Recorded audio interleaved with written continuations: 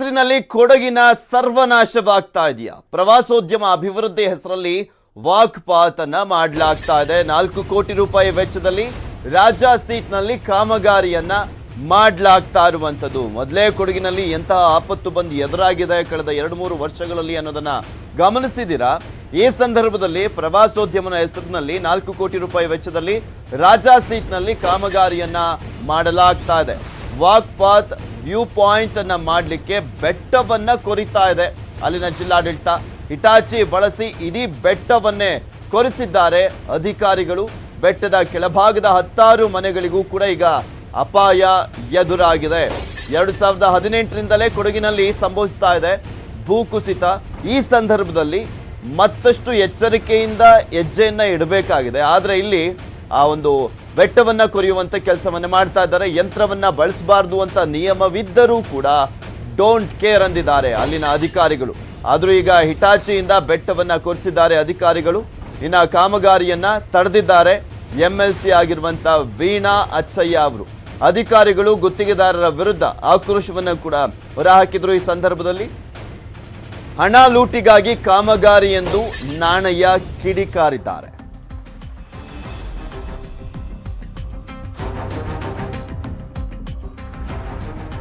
ಈ ರಾಜ ಸೀಟಲ್ಲಿ ಸುಮಾರು 4 ಕೋಟಿ ವೆಚ್ಚದಲ್ಲಿ ಒಂದು ವ್ಯೂ ಪಾಯಿಂಟ್ ಮಾಡ್ತೀವಿ ಅಂತ ಹೇಳಿ ಒಂದು ಯೋಜನೆಯನ್ನು ಹಮ್ಮಿಕೊಂಡಿದ್ದಾರೆ.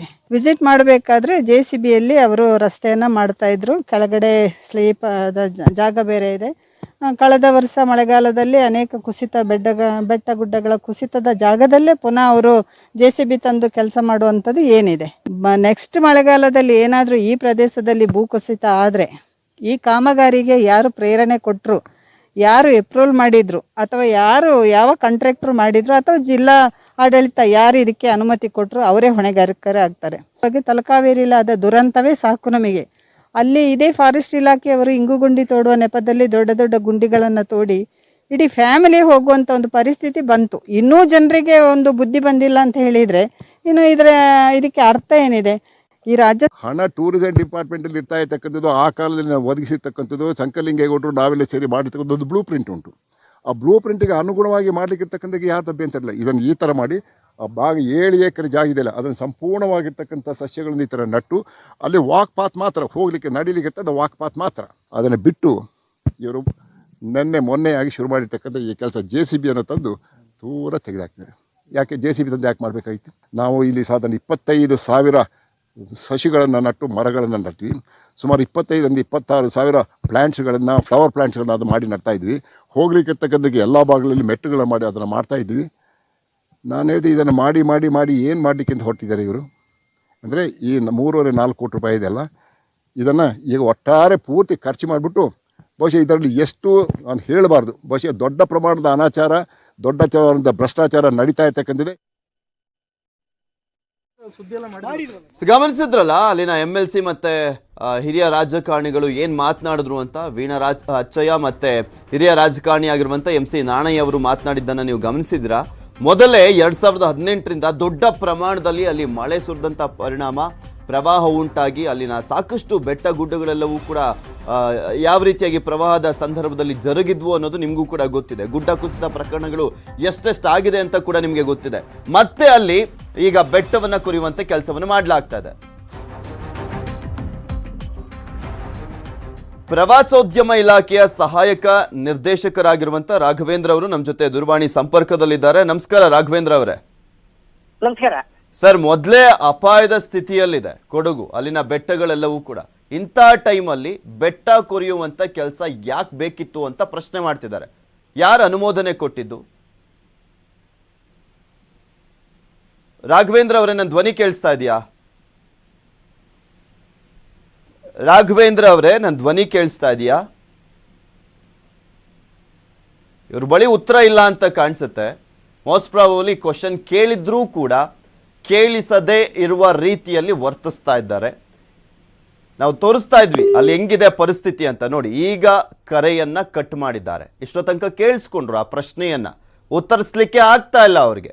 ಏಕೆಂದ್ರೆ ಅಲ್ಲಿ ಯಾರೋ ದುಡ್ಡನ್ನ ಹೊಡಿಲಿಕ್ಕೋಸ್ಕರ ಇನ್ಯಾರೋ ಮಾಡ್ತಾ ಇರುವಂತ ಕಾಮಗಾರಿಯನ್ನ ಇವ್ರುಗಳು ಕೂಡ ಸೇರ್ಕೊಂಡು ಅವ್ರ ಜೊತೆ ಜಾಯ್ನ್ ಆಗಿರ್ತಾರಲ್ಲ, ಅದಕ್ಕೆ ಸೈಲೆಂಟ್, ಇಷ್ಟೇ ಉತ್ತರ ಇವರ ಬಳಿ, ಬೇರೆ ಇನ್ಯಾವುದೇ ರೀತಿಯಾದಂಥ ಉತ್ತರ ಇಲ್ಲ. ಯಾಕೆಂದ್ರೆ ಇನ್ನೇನು ಉತ್ತರ ಕೊಡ್ತಾರೆ ಇದಕ್ಕೆ? ಅಲ್ಲಿ ಮಾಡ್ತಾ ಇರುವಂಥದ್ದೇ ಇಲ್ಲಿ ಭ್ರಷ್ಟಾಚಾರದ ಆರೋಪವನ್ನೇ ಮಾಡಿದ್ರು MC ನಾಣಯ್ಯ ಅವರು. ಬೆಟ್ಟಕ್ಕೆ ಹಾನಿಯಾಗಬಾರ್ದು ಅನ್ನುವಂಥ ದೃಷ್ಟಿಯಲ್ಲಿ ಯಾವುದೇ ರೀತಿಯಾದಂಥ ಕಾಮಗಾರಿಗಳನ್ನು ಬೆಟ್ಟಗಳಲ್ಲಿ ಮಾಡಬಾರ್ದು ಅಂತ ನಿಯಮವಿದ್ರೂ ಕೂಡ ಕಾನೂನು ಬಾಹಿರವಾಗಿ ಇವರು ಈ ರೀತಿಯಾದಂಥ ಯೋಜನೆಗಳನ್ನ ಕೈಗೆತ್ತಿಕೊಂಡಿದ್ರು.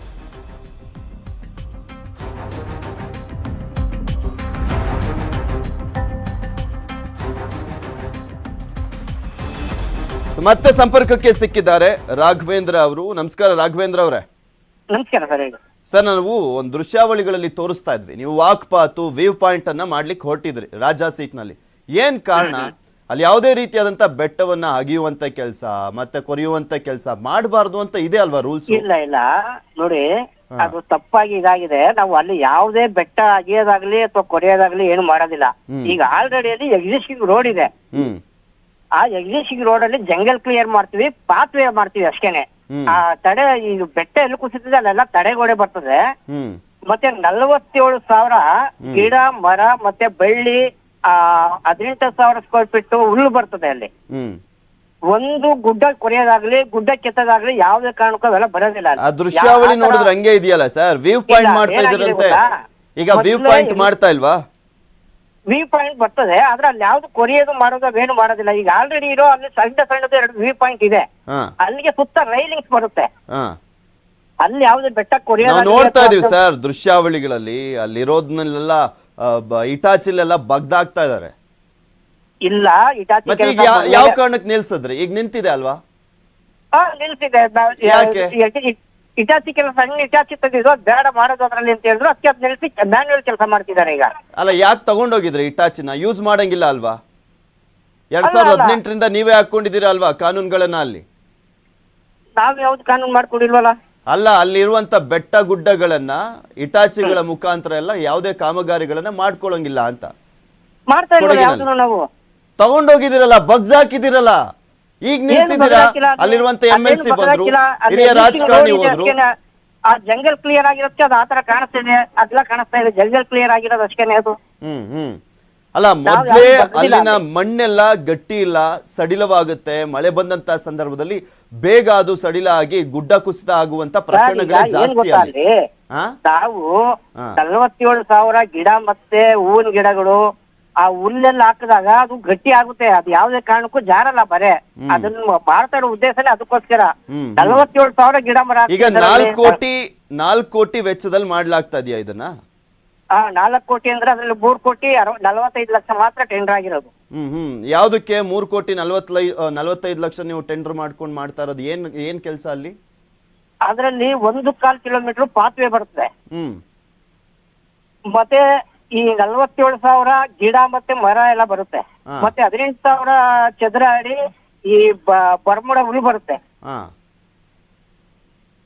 ಸುತ್ತ ರೈಲಿಂಗ್ಸ್ ಮತ್ತೆ ಎಲ್ಲಿ ಮಣ್ಣು ಜಾರ್ತದೆ ಅಲ್ಲಿಗೆಲ್ಲ ಇದ್ ಬರ್ತದೆ, ತಡೆಗೋಡೆ ಬರ್ತದೆ.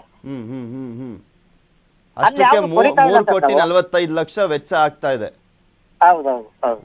ಓಕೆ, ಥ್ಯಾಂಕ್ ಯು ರಾಘವೇಂದ್ರ ಅವರು, ನ್ಯೂಸ್ 18 ಜೊತೆ ಮಾತನಾಡಿದ್ದಕ್ಕೆ. ಪ್ರತಿಯೊಂದು